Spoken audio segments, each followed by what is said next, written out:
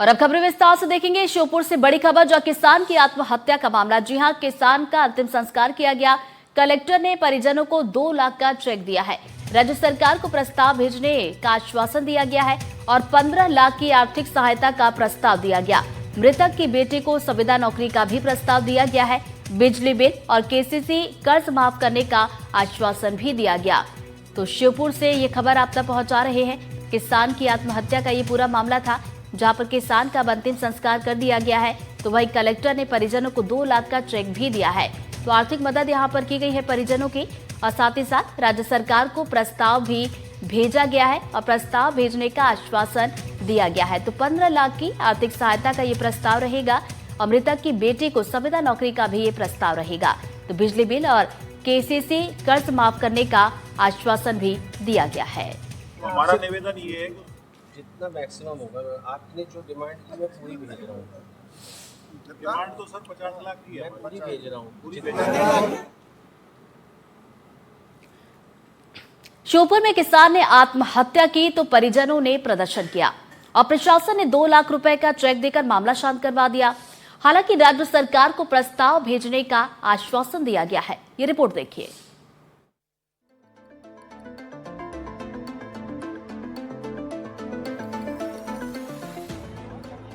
बेमौसम बारिश ने किसानों की फसल को चौपट कर दिया है, जिसके बाद किसान आत्महत्या जैसे खतरनाक कदम उठाने लगे।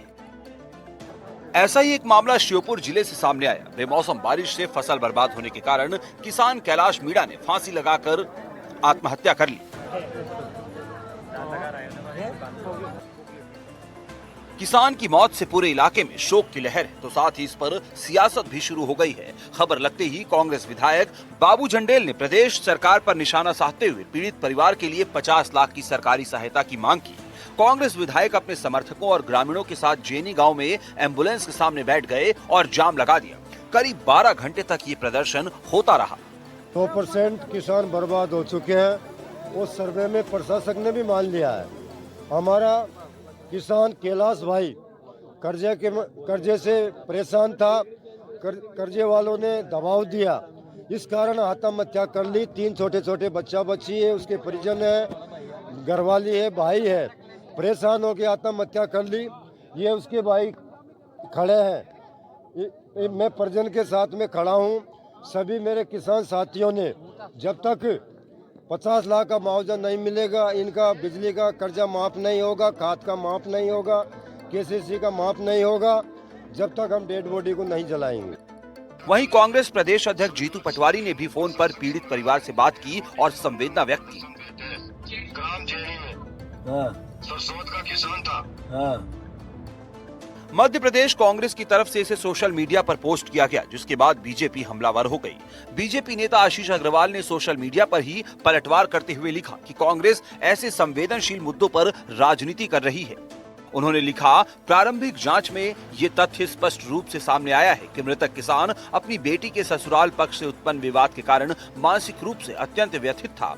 ऐसे में कांग्रेस द्वारा इस व्यक्तिगत पारिवारिक दुख को किसान आत्महत्या का राजनीतिक मुद्दा बनाना अत्यंत निंदनीय और अमानवीय है। बीजेपी ने भी मुख्यमंत्री से जिले को आपदाग्रस्त घोषित करने की मांग की।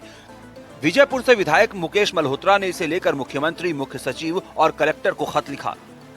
श्योपुर जिला सहित पूरे प्रदेश में जो बेमौसम बारिश हुई है, इस बेमौसम बारिश के चलते हमारे श्योपुर जिले में किसानों की धान की फसलों को भारी नुकसान हुआ है। खेतों में पानी भर गया है और इस नुकसान को देखते हुए ये सब चीज़ें हमारे वरिष्ठ नेतृत्व द्वारा माननीय मुख्यमंत्री मोहन यादव जी को और प्रदेश के जो विधानसभा अध्यक्ष माननीय नरेंद्र सिंह तोमर जी को और हमारे केंद्रीय मंत्री श्रीमती ज्योतिरादित्य सिंधिया जी को वरिष्ठ नेतृत्व द्वारा अवगत कराया गया है। उन्होंने मुख्यमंत्री जी ने कलेक्टर को निर्देश किया है कि क्षेत्र में जो जाकर के और सर्वे किया जाए। तो हमारे जिले के कलेक्टर अर्पित वर्मा पिछले 2 दिनों से खेत पर जाकर एक खेत पर जाकर पानी में खेतों में उतर के धान की फसल में जो नुकसान हुआ उसका मुआवजा देने के लिए उसकी क्षति का आकलन कर रहे हैं।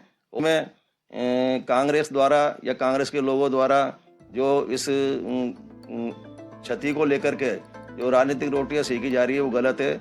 वहीं खबर लगते ही मृतक के परिजनों से मिलने कलेक्टर पहुंचे। उन्होंने परिवार को 2 लाख रुपए की आर्थिक सहायता का चेक दिया। इसके साथ ही बिजली का बिल और केसीसी का कर्ज भी माफ करने का आश्वासन दिया, जिसके बाद परिजन धरना खत्म कर शव का अंतिम संस्कार करने को राजी हुए। ये जो कैलाश भाई जो मरा है, ये कैलाश भाई नहीं मरा है, ये पूरे किसान मरे हैं। ये आपकी मानवता देख के आज मेरा मन गुस्सा हुआ है। आज पूरा क्षेत्र चपेट में है, मुसीबत में है, चौपट खेती हो गई है। ये लड़ाई पूरे क्षेत्र की मुआवजा की मैं और लड़ूंगा। आपकी लड़ाई हम आज नहीं जिंदगी भर लड़ते रहेंगे। आज इसके साथ जो न्याय हुआ, ये जो हमारे ग्राम सिरसोद के किसान भाई है और जिनकी फसल खराब होने के कारण ऐसी दुर्घटना हो गई थी कि उनको जो है अपनी जान गंवानी पड़ी। इसके लिए सरकार ने उनकी पूरी मदद करी है। हम पूरे दिन से ही हम सब लोग भी साथी थे। आज कलेक्टर साहब ने पहुंचकर और 2 लाख रुपए नगद और 15 लाख रुपए का जो है प्रस्ताव बनाकर राज्य शासन को दिया है।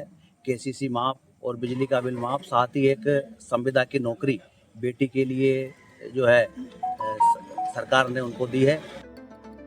मौसम की मार ने किसानों की उम्मीदों पर पानी फेर दिया है और उस पर सियासतदान अपनी नैया पार लगाना चाहते हैं। फिलहाल श्योपुर में धरना प्रदर्शन खत्म हो गया है, लेकिन श्योपुर की घटना अलार्मिंग है, क्योंकि जिस तरह से मध्य प्रदेश के किसानों के ऊपर मौसम की मार पड़ी है, उसे देखते हुए अन्नदाता को जल्द से जल्द राहत की जरूरत है। एनडीटीवी के लिए श्योपुर से अजय राठौर।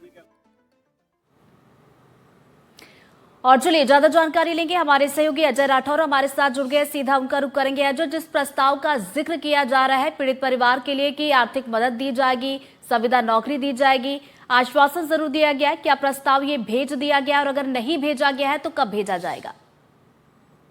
देखिए, जो किसान है कैलाश मीणा, उनकी आत्महत्या के बाद जिस तरीके से धरना प्रदर्शन किया गया था और मुआवजे की मांग की जा रही थी, और उसके बाद जो प्रदर्शनकारी हैं लगभग 12 घंटे तक शव रखकर बैठे रहे थे, उनका अंतिम संस्कार नहीं किया जा रहा था और सरकार से, जिला प्रशासन से लगातार मांग चल रही थी कि 50 लाख का मुआवजा दिया जाए। धरना खत्म कराने के लिए जिला प्रशासन के तमाम अधिकारी, चाहे राजस्व के हों, चाहे वो पुलिस विभाग के हों, बिल्कुल। तो जैसा कि अजय आप बता रहे थे कि आश्वासन आश्वासन की बात यहाँ पर कही जा रही है, धरना भी यहाँ पर दिया गया था। पीड़ित परिवार की बात की जाए तो उनसे मुलाकात के लिए कौन कौन पहुंचा है, क्या कौन से जनप्रतिनिधि उनसे मुलाकात करने के लिए पहुंचे, कौन से नेता उनसे मुलाकात के लिए पहुंचे और उनकी तरफ से क्या कुछ आश्वासन पीड़ित परिवार को दिया गया है? देखिए, धरना खत्म करने के लिए तो खुद जिला कलेक्टर अर्पित वर्मा पहुंचे थे और उन्होंने जो किसान पीड़ित है परिवार है, उनके परिजनों को 2 लाख रुपए का चेक दिया था और उसके बाद 15 लाख रुपए आर्थिक सहायता सरकार से देने का प्रस्ताव भेजा था। बेटी को संविदा नौकरी देने की बात की गई थी और उसके बाद परिजन जो है अंतिम संस्कार के लिए राजी हुए थे। और आज सुबह जो मृतक किसान थे कैलाश मीणा, जिन्होंने खुदकुशी कर ली थी, आज उनका शांतिपूर्वक तरीके से सिरसौद गांव में अंतिम संस्कार कर दिया गया है। कई लोग जो है, चाहे बीजेपी के हों, कांग्रेस के हों, किसान की अंत्येष्टि में शामिल हुए थे और जिसके बाद अभी जो सिरसौद गांव है, किसान की मौत के बाद पूरा गांव गमगीन पड़ा हुआ है और जो किसान परिवार हैं वो भी थोड़े चिंतित हैं, क्योंकि जिस तरीके से फसल बर्बाद होने के बाद सदमे में कैलाश मीणा ने मौत को गले लगाया था, उसके बाद कई जो किसान के परिवार हैं वो भी डरे हुए हैं, क्योंकि पूरे गांव में या कहें कि पूरे जिले में फसल जो है बर्बाद हुई है। उसके बाद किसानों के परिजन जो है वो थोड़े से डरे हैं कि कहीं ऐसा ना हो कि कई दूसरे भी किसान इस सदमे को बर्दाश्त नहीं कर पाए और इस तरीके का घातक कदम उठाएं। फिलहाल जो सियासत है श्योपुर से लेकर भोपाल तक पहुंची है और बताया जा रहा है कि जो कांग्रेस के पीसीसी चीफ हैं जीतू पटवारी, वो बहुत जल्दी ही श्योपुर आके पीड़ित किसान से मिलेंगे और इसी के साथ बीजेपी ने भी जो उनके नेता हैं उनको भी खबर पहुंचाई है। तो माना जा रहा है कि बहुत जल्दी ही जिले के अंदर कई वीआईपी आएंगे, सांसद हो या प्रभारी मंत्री हो या फिर तमाम जो बीजेपी संगठन के लोग हैं वो भी किसान के घर पहुंचेंगे, ढांढस बंधाएंगे और सांत्वना देंगे। लेकिन फिलहाल जिस तरीके से सिरसौद गांव में कैलाश मीणा ने जो आत्मघाती कदम उठाया था, उसके बाद पूरा गाँव सख्ते में है।